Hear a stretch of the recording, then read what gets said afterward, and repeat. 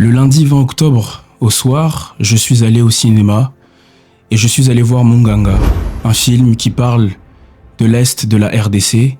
Pour rappel, je suis Xavier Makanta, un jeune artiste engagé, et j'ai moi-même écrit un livre qui s'appelle Au-delà des ombres et qui parle des réalités de l'Est de la République démocratique du Congo.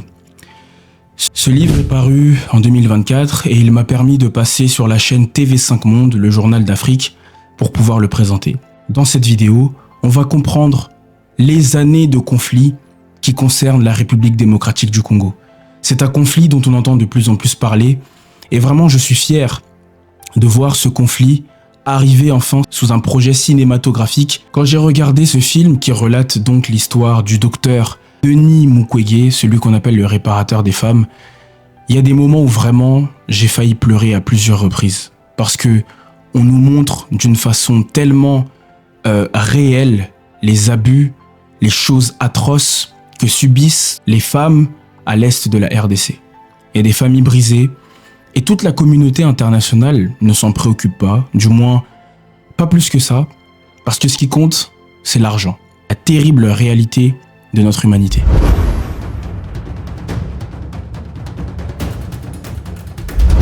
Tout commence en 1885 lors de la conférence de Berlin. Les puissances européennes découpent l'Afrique comme une tarte et le Congo devient la propriété privée du roi Léopold II qui est à l'époque donc le roi de la Belgique. Pas une colonie, mais bien un business privé. Léopold crée l'État indépendant du Congo, mais rien n'est indépendant. Il met en place un système de travail forcé pour extraire principalement le caoutchouc et l'ivoire. Les villages qui ne livrent pas leur quota sont massacrés et les enfants sont mutilés. On estime à 10 millions le nombre de morts entre 1885 et 1908. Des missions chrétiennes comme celle du pasteur William Shepard dénoncent les atrocités, mais l'Europe choisit de fermer les yeux tant que les richesses affluent. En 1908, la Belgique reprend officiellement l'État indépendant du Congo et elle devient donc une colonie de l'État belge. Et Léopold II devient un bienfaiteur aux yeux du monde. Mais les pratiques d'exploitation continuent, notamment dans les mines du Katanga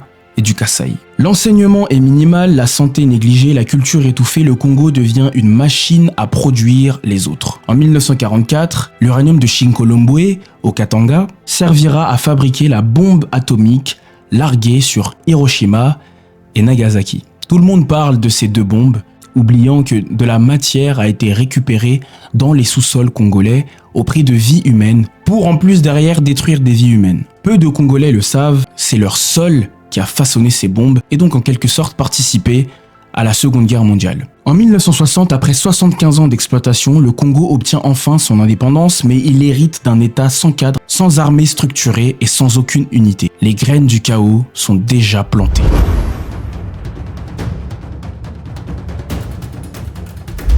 Le 30 juin 1960, le Congo fête enfin son indépendance. Le roi Baudouin célèbre l'œuvre civilisatrice de la Belgique. Mais Patrice Emery Lumumba, premier ministre de la République démocratique du Congo, prononce un discours qui change tout.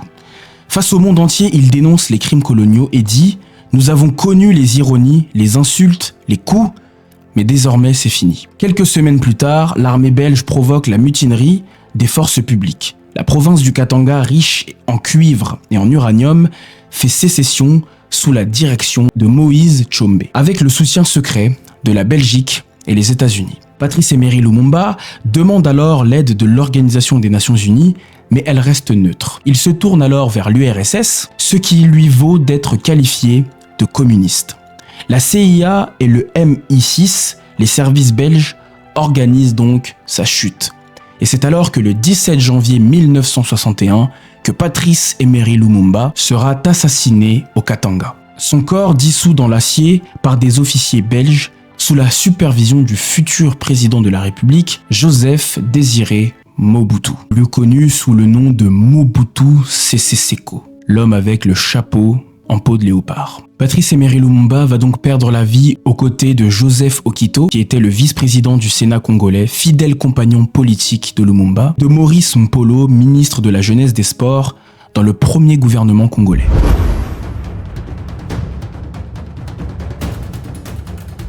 En 1965, Joseph Désiré Mobutu prend le pouvoir par un coup d'État. Il rebaptise le pays Zaïre et il impose un culte de la personnalité.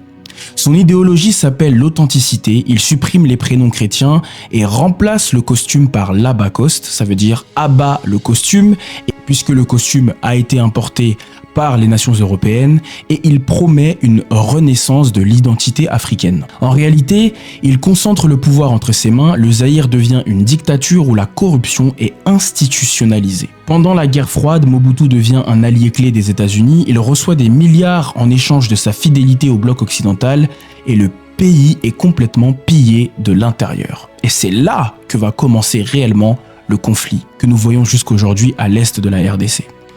Pendant ce temps, les richesses naturelles, cuivre, diamants, cobalt, servent à financer le régime des grandes puissances. Le peuple, lui, s'enfonce dans la pauvreté. En 1994, le génocide du Rwanda change tout. Le Zaïre, déjà affaibli, devient le refuge de 2 millions de Hutus, dont des miliciens responsables du massacre de 800 000 Tutsis. Donc les Hutus et les Tutsis, c'est deux ethnies qui appartiennent au pays du Rwanda. Mobutu ne contrôle donc plus rien, c'est la fin d'un règne de 32 ans et le début d'une grande tragédie et du conflit actuel, la guerre du Congo. Nous avons dit donc qu'il y a eu un génocide au Rwanda en 1994 et ce génocide a fait plus de 800 000 morts, majoritairement des Tutsis, et ce qui a engendré donc 2 millions de réfugiés Hutus traversant la frontière et se réfugiant dans l'est du Zaïre. Parmi eux se cachent les Interamwe, les miliciens responsables du génocide depuis les camps du Kivu.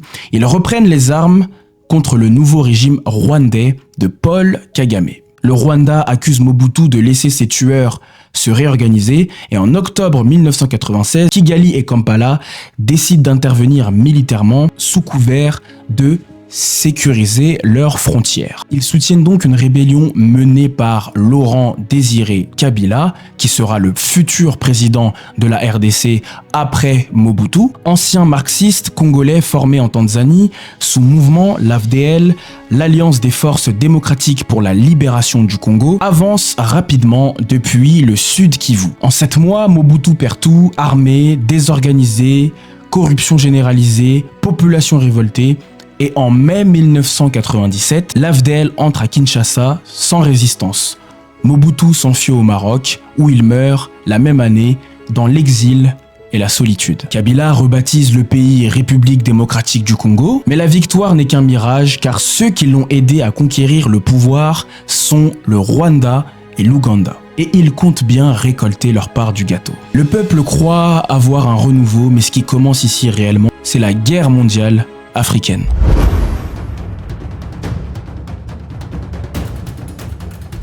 En 1998, Laurent Désiré Kabila demande aux troupes rwandaises et ougandaises de quitter le Congo, mais elles refusent. En quelques semaines, une nouvelle guerre éclate, le Rwanda et l'Ouganda soutiennent des rébellions armées dans l'Est tandis que l'Angola, le Zimbabwe, la Namibie et le Tchad volent au secours de Kabila.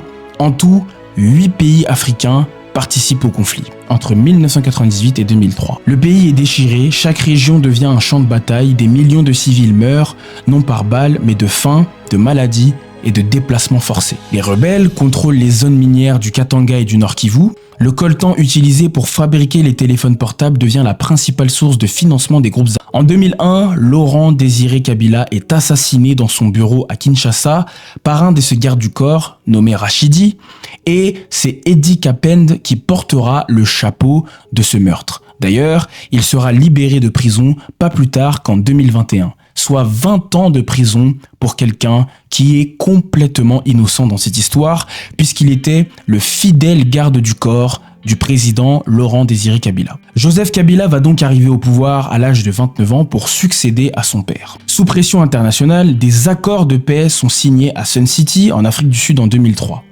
Un gouvernement de transition est mis en place, incluant anciens rebelles et opposants. Mais la paix reste fragile. Derrière les signatures, les armes n'ont jamais cessé de parler dans les collines du Kivu.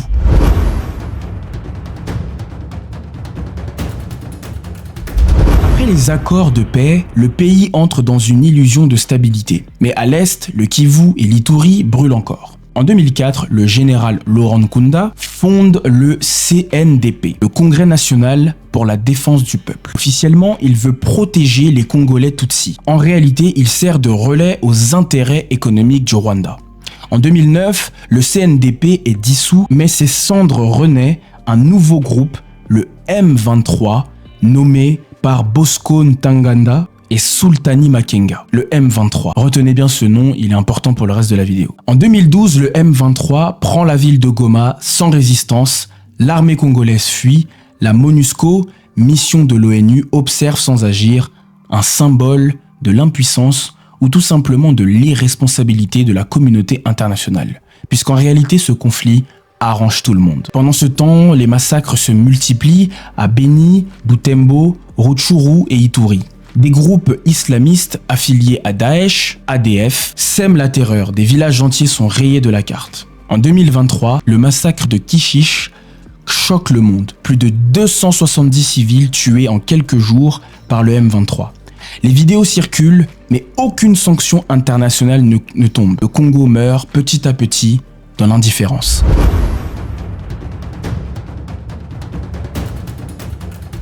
Ce n'est donc pas une guerre tribale, mais c'est une guerre purement économique. C'est pas une guerre entre les Hutus, les Tutsis ou les Congolais et les Rwandais, mais c'est une vraie guerre économique et capitaliste. Le Congo détient 60% du cobalt mondial, 80% du coltan mondial, 25% du diamant industriel. Ces mines sont essentielles à la technologie moderne, les smartphones, les voitures électriques, les ordinateurs et même les satellites. Donc derrière les smartphones, on peut mettre Apple, les voitures électriques, Tesla, les ordinateurs, encore Apple ou Samsung, et derrière les satellites, la NASA. Donc ces 4 grandes entreprises-là qui viennent se servir de ce conflit pour se remplir les poches. Les multinationales ferment les yeux sur l'origine des minerais achetés via des réseaux rwandais, ougandais et chinois. Le Rwandais, pays sans ressources minières, exporte pourtant chaque année pour plus de 700 millions de dollars de coltan. Elle n'a pas de réserve de coltan dans son pays, mais elle exporte 700 millions de dollars de coltan. Comment vous expliquez ça ? Et tout ce minerai vient tout simplement de l'Est du Congo. Des rapports de l'ONU, de Global Witness et d'Amnesty International le confirment. Le commerce illégal alimente les groupes armés, tandis que les géants mondiaux profitent du chaos. La Chine, via des entreprises comme Huayou, Cobalt ou CMOC, contrôle aujourd'hui une grande partie des mines congolaises, notamment à Tenke, Fungurume et Kolwezi. Derrière chaque téléphone fabriqué, il y a une part d'innocence perdue, un enfant qui creuse, une femme violée, un village effacé. Le progrès du monde repose tout simplement sur les larmes du Congo.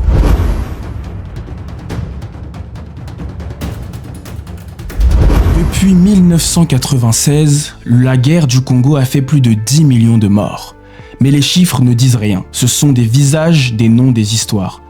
À Mani, comme dans mon livre Au-delà des ombres, des gens qui voulaient juste vivre. À l'Est, une arme de guerre, les milices utilisent la destruction du corps des femmes comme une stratégie pour anéantir les communautés. Les hôpitaux regorgent de survivants traumatisés, mutilés et rejetés par leurs familles.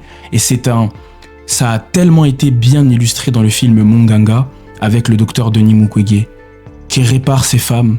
Des femmes deviennent folles parce qu'elles ont été abusées sexuellement par leurs fils. On force des enfants à violer leur maman. On force des pères à violer leur bébé de 6 mois. C'est terrible ce qui se passe à l'est de la RDC. Et c'est pour ça que moi, je choisis d'en parler. Et c'est là qu'intervient un homme, le docteur Denis Mukwege, le réparateur des femmes, comme on l'appelle. Depuis 1999 à Bukavu, il a soigné plus de 80 000 victimes de violences sexuelles. Il dit souvent « Mon combat n'est pas politique, mon combat, c'est pour la dignité humaine ». En 2018, il va recevoir le prix Nobel de la paix, mais dans son pays, son message dérange. On tente de l'assassiner, car dans un monde qui profite du chaos, la vérité est un danger. Les enfants soldats représentent une autre tragédie. On les appelle les Kadogo. Ils sont âgés entre 9 et 10 ans. Ils portent des armes plus lourdes qu'eux. Ils deviennent à la fois bourreaux et victimes d'un système sans issue. Dans les camps de déplacés, à Goma, à Beni ou à Ituri, des milliers d'enfants n'ont jamais connu la paix. Ils naissent dans la guerre, apprennent à survivre et grandissent sans savoir ce que veut dire le mot avenir. Et pourtant, malgré les larmes, malgré les ruines, le peuple congolais continue de chanter, de prier, de se relever.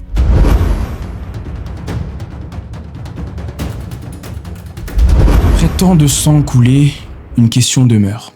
Jusqu'à quand? Jusqu'à quand les puissants se tairont-ils? Jusqu'à quand l'Afrique et le Congo devront-ils supplier pour leur dignité? Mais si le Congo est le cœur de l'Afrique, alors le cœur bat encore. Car malgré tout, ce pays n'est pas mort, il respire, il prie, il espère, il élève des jeunes de la diaspora qui écrivent des livres comme Au-delà des ombres. Dans chaque survivante de l'hôpital de Panzi, l'hôpital du docteur Denis Mukwege, dans chaque mineur de Kolwezi, dans chaque pasteur des collines du Kivu brûle une flamme qu'aucune armée ne peut éteindre. On dit souvent que le Congo est maudit. Moi je dis non, le Congo n'est pas maudit. Il est ciblé parce qu'il porte en lui quelque chose que le monde convoite. La richesse du sol, mais aussi la richesse de l'âme, et je le crois. La Bible dit dans Ésaïe 60 au verset 1, « Lève-toi, brille, car ta lumière arrive et la gloire de l'Éternel se lève sur toi. » Ce verset ne parle pas d'un homme, mais d'un peuple. Et je crois que la gloire de Dieu peut encore se lever sur le Congo. Tu ne pourras pas dire maintenant que tu n'es pas au courant. Tu connais les bases, les sources et tout ce qui concerne le conflit à l'est de la RDC. On est parti de 1885 jusqu'à aujourd'hui. Et voilà les conséquences d'un pays laissé à l'abandon par ceux qui le gouvernent. Merci d'avoir suivi cette vidéo. N'hésite pas à t'abonner sur mon compte Instagram, sur TikTok, aussi sur YouTube. Et surtout partage cette vidéo massivement pour que chacun puisse avoir les tenants et les aboutissants du conflit qui gangrène l'est de mon pays d'origine, la République démocratique du Congo. Et on se dit à la prochaine pour une autre vidéo.